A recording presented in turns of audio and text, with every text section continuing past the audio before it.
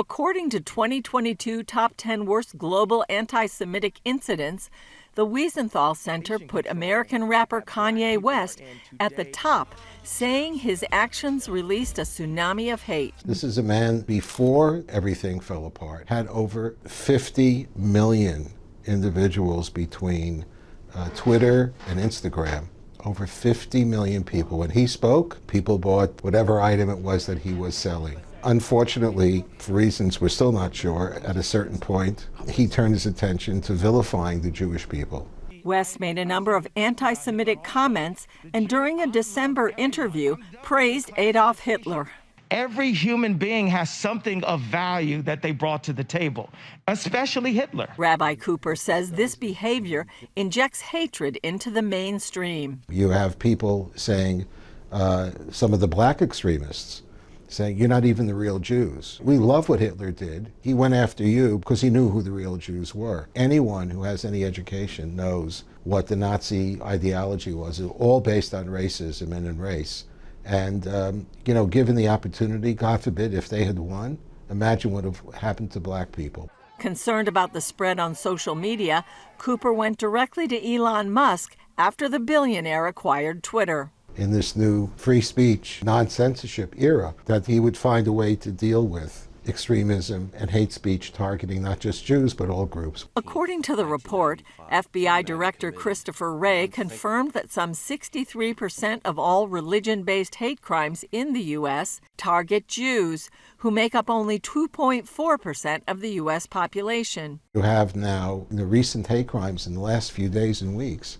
You see spray painted, Kanye was right. It used to be Hitler was right. So we have seen already the weaponization of those words into deeds. It's been a horrific year. The January attack on a Texas synagogue by an Islamic extremist from the UK also made the top 10. Shows up on Sabbath morning at the Coleyville synagogue, comes inside, takes the rabbi and the rest of the people there hostage for hours because he wants to get the release of a prisoner at a federal penitentiary nearby who's a woman affiliated with ISIS. So that is not just a hate crime, that's terrorism. Cooper believes local law enforcement needs additional support in order to be more responsive to these hate crimes. You feel that especially in the larger cities, so New York, Chicago, Los Angeles, where religious Jews have been accosted and attacked on the streets directly because some of the people doing those terrible deeds feel, A, they probably won't be arrested, not immediately, although there are cameras around, and then if they are brought in by the PDs who are trying their best,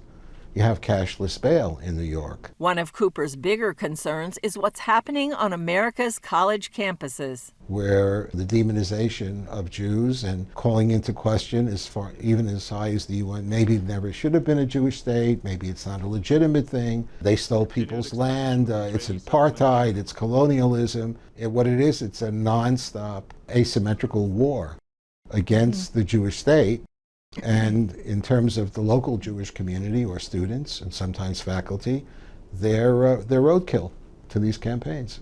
And he emphasizes that it's not just in the U.S. Others include the statements that are made by a variety of diplomats working for the United Nations, specifically UN Human Rights Council. Extreme anti-Israel bias. The new special rapporteur for Palestinians, a woman from Italy, is an anti-Semite. And the problem there, again, it's human rights, it's the United Nations, and there is no price to pay.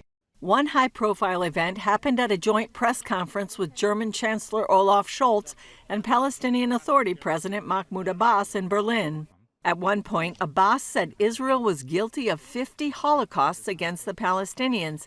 It took the chancellor a day to respond. There are millions of Europeans who want to believe, in fact do believe, that what the Nazis did to the Jews in the 1930s and 40s, Israelis are doing to the Palestinians today.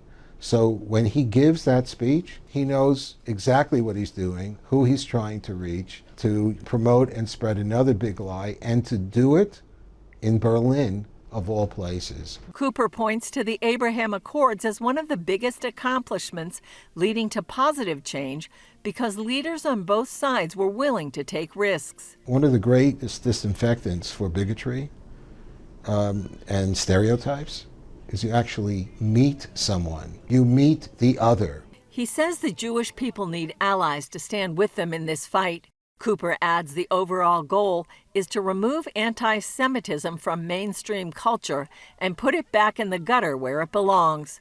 Julie Stahl, CBN News, Jerusalem.